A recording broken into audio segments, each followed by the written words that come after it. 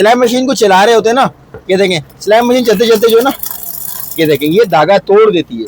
आपकी मशीन में इस तरह का मसला होगा, मशीन धागा तोड़ देती है, धागा इस तरह गुच्छा कर देती है। इस मसले ये क्या होता है मैं आपको पहले स्लोमो में दिखाता हूँ।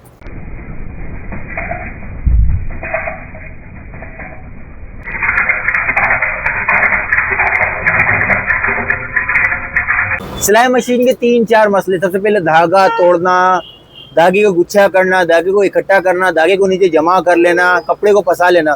अगर आपकी मशीन में ये 4-5 मसले आते हैं और आप परेशान हैं, ये वीडियो आपके लिए 5 से 10 रुपये खर्चा होगा, 1 मिनट 2 मिनट लगेंगे, पूरी वीडियो देखें, आपका मसला इंशाल्लाह घर बैठे हल हो जाएगा। अब हमें ये फॉल्ट पकड़ना है, ये बॉबिन केस को हमने बाहर निकाला, हमें इधर फोकस करना है। पतरी है ना ये लगी हुई है गलत, ये दिख रहा है आपको, ये धागे को कर रही है जमा, जबकि ये पतरी किस तरह होनी चाहिए, ये पतरी आपकी इस तरह से होनी चाहिए, दिख रही है आपको, ये देखें इस तरह से होनी चाहिए। अब इस पतरी को आपने किस तरह से रिप्लेसमेंट करना है, चेंज करना है, मैं आपको बताता हूँ। देखिए ये बॉबिन केस जो है ना, ये पतरी का मसला है। ये बॉबिन केस की ये पतरी 5 से 10 रुपए की मार्केट से मिल जाती है। आपने नई पतरी खरीदनी है, ये स्क्रू खोलकर पुरानी पतरी को आपने हटा देना है। पतरी आपने इस तरह से इधर फिक्स करनी है, ये होल से होल मिलाना है, ये देखिए दोनों होल मिला लेना है। इस स्क्रू को आपने टाइट कर देना है, हस्बे जरूरत धागा ना ज्यादा टाइट है ना ज्यादा ढीला है, हस्बे जरूरत धागा नॉर्मल आना चाहिए।